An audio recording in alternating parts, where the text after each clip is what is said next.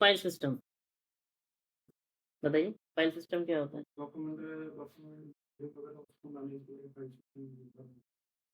क्या बोल रहे हो यार, क्या होता है जी फाइल सिस्टम? एक फॉर्मेट होता है जिस वजह मतलब सिस्टम मेथड से फाइल वगैरह स्टोर करते हैं। डिफरेंट डिफरेंट फाइल सिस्टम होते हैं, एनटीएफएस, एफटीपी। हाँ ठीक है, तो क्या होता है बताइए आप, फाइल सिस्टम क्या होता है? मतलब एक फाइल सिस्टम फॉर्मेट तो क्या करता है हमारे ऑपरेटिंग सिस्टम में, फाइल सिस्टम क्यों नीड है, क्या ये डिफाइन करता है ये? हाँ, तो फाइल्स एंड फोल्डर्स को ये क्या करता है, डायरेक्टरीज को ये क्या करके रखता है, एक ऑर्गेनाइज वे पे आपका ये स्टोर करके रखता है, एक ऑर्गेनाइज वे पे based on the operating system. ठीक है, ऑपरेटिंग सिस्टम इंस्टॉल करने के टाइम फाइल सिस्टम को देखा जाता है, चूज किया जाता है। तो यही आपका क्या करता है, आपका अरेंजमेंट करके रखता है या फिर ऑर्गेनाइज करके रखता है, how to organise your data in your drive. Clear है? तो यहाँ पे हम लोग AWS में हम लोग किसका बात करेंगे, हम लोग EFS। तो EFS stand for elastic file system, जो क्या करता है आपका सेंट्रली आपको क्या करता है, आपको एक प्रोवाइड करेगा स्टोरेज, जो आप क्या कर सकते हो यहाँ पे अपने एक डायरेक्टरी आपको प्रोवाइड करेगा, वहाँ पे आप क्या कर सकते हो, आप अपने फाइल्स या फिर अपने कोई भी चीज़ें आप यहाँ पे क्या कर सकते हो, यहाँ से स्टोर करके रख सकते हो centrally.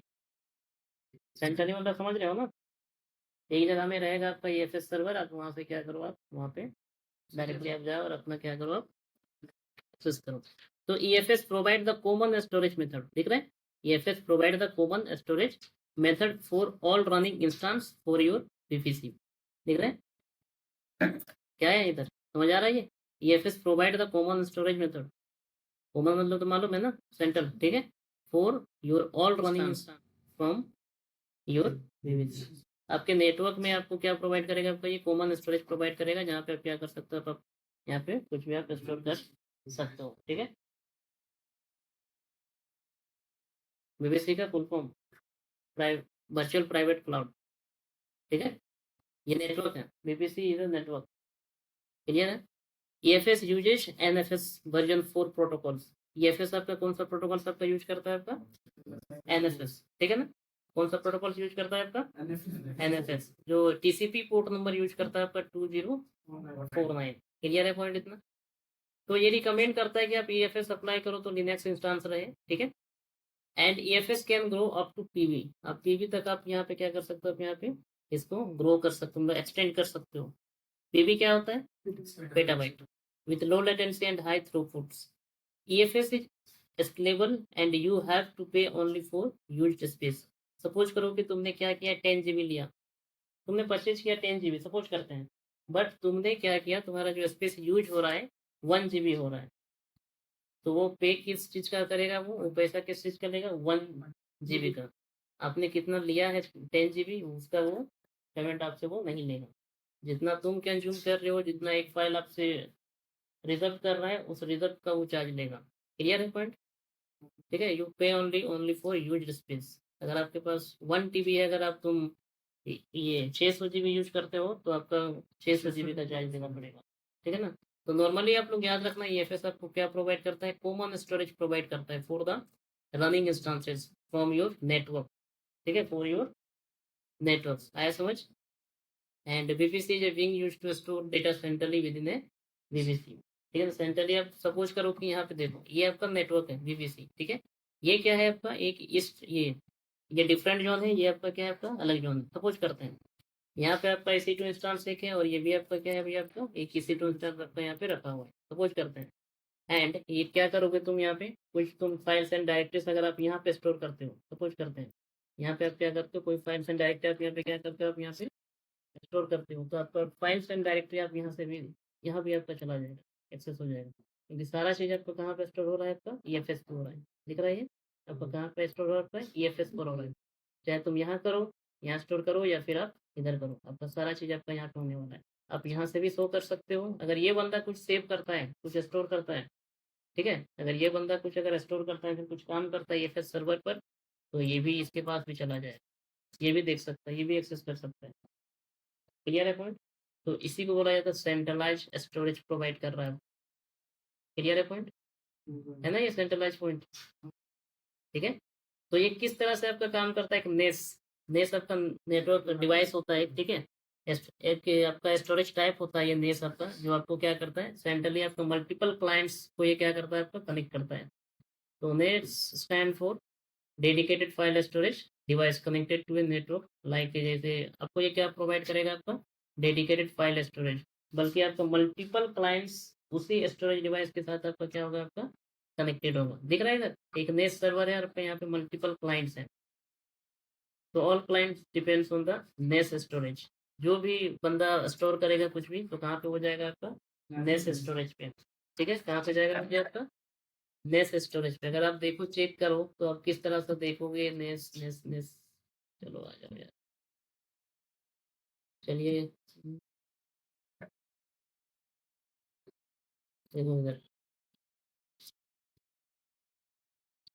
Ness,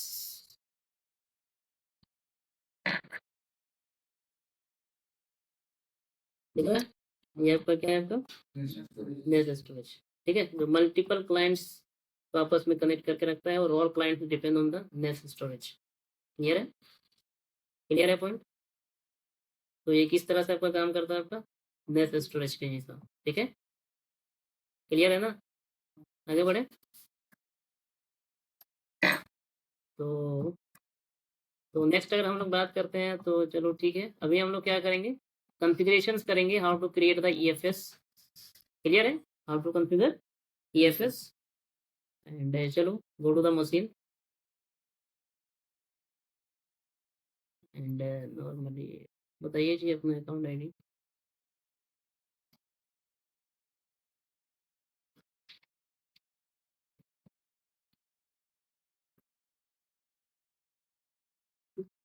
logging from the root.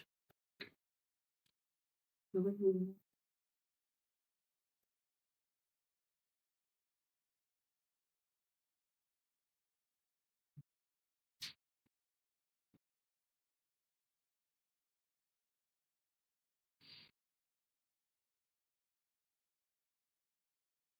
है, तो अभी क्या हो गया मेरा ओपन हो गया मशीन। अभी हम लोग को क्या रिक्वायरमेंट है वो आप देख लो सबसे पहले। तो सबसे पहले हम क्या करेंगे दो इसी टू इंस्टेंस क्रिएट कर लेते हैं। ठीक है, तो हम क्या करेंगे वो भी डिफरेंट डिफरेंट एबिलिटी जोन पे। ठीक है ना, अभी हम क्या करेंगे आपका दो एसी टू इंस्टेंस क्रिएट करते हैं, जो क्या होगा आपका अलग अलग जोन पे अभी हम उसको रखेंगे। तो go to the EC two instance. ठीक है,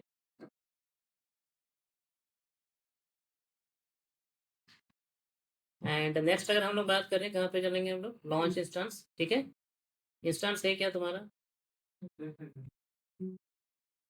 चलो लॉन्च इंस्टेंस।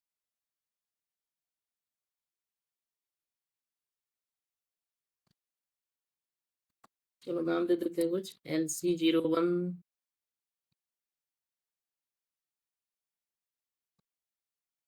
कुछ भी आप नाम दे सकते हो LC01।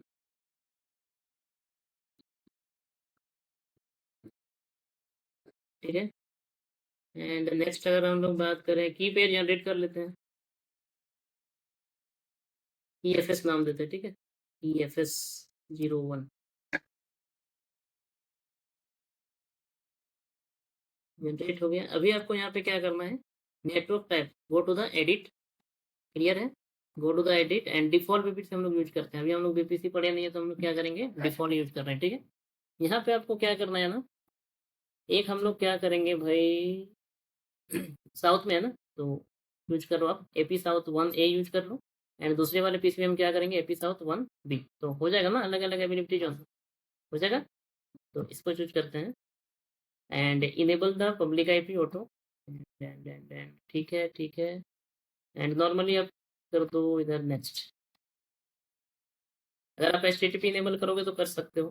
क्लियर है, क्लियर है ना, HTTP इनेबल करोगे तो कर लो, कोई दिक्कत है नहीं, नहीं भी करोगे तो चलो हम इनेबल कर देते हैं HTTP from anywhere. And normally आप क्या करो लॉन्च इंस्टेंस। तो मैंने एक मशीन क्रिएट कर लिया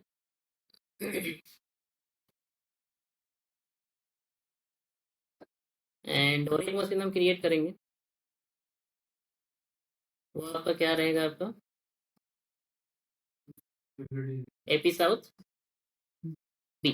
ठीक है, LC0